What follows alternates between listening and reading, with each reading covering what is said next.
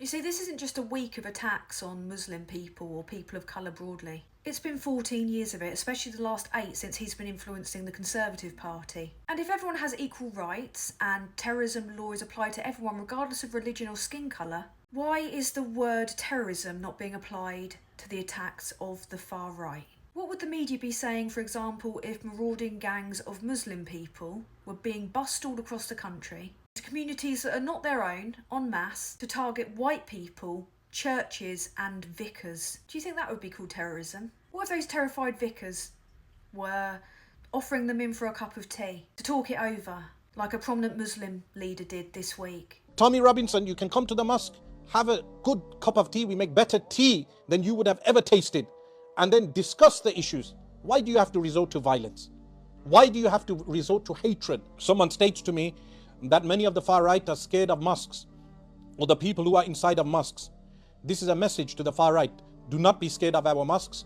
Do not be scared of us. You are welcome to come to our mosques to have a cup of tea. I personally will make the tea for you. Don't worry, it won't be poisoned. We give you good tea. We'll give you good kebabs. We'll give you good samosas. Tommy Robinson, come and have tea with us. Discuss it. Let's talk it out. And we will demonstrate to you that our religion is not a religion of violence. Our religion is not a religion that goes against coexistence. We have a 1400-year history and civilization.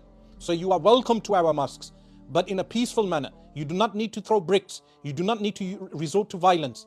You can come and sit down, bring 100 EDL members to have tea. We'll serve them all from our kitchens.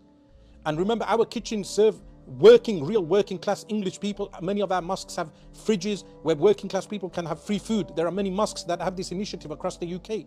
There are many homeless people in our cities who will vouch for the Muslims and the Sikhs and the Christians that provide them with food on a weekly basis. Only for that community to be mercilessly brutalised regardless. Would they then blame vicars and local Christians for tooling up to protect themselves? I don't think so. Rights are equal regardless of race or religion, or they're a sham. Every single far-right march has ended in violence. I'll tell you what 2-tier is. 2-tier is referring to Palestine marches which were anti-war marches as hate marches. And far-right riots and terrorism, it's just a little scuffle. What's 2-tier is the fact that people of colour, Muslim, black, British, doesn't matter, anyone that's not white, not feeling safe to leave their home for fear of a random lynching. And the people that are participating in this say that they don't have a voice, really, because their views have been represented by virtually every media outlet and the actual government for the last 8 years. They've disproportionately focused on crimes committed by people of colour and asylum seekers, even though they're incredibly rare. Not being funny, mate, but nobody has more of a voice than a white man. Rich white men like these arse clowns used their, rich private school network of media contacts to get on the telly all the time. And poor white men use violence to dominate and assert themselves. Now they're using the Darvo technique. People responding to violent attacks on their community by going out and trying to protect it are being blamed for causing it. We've come full circle.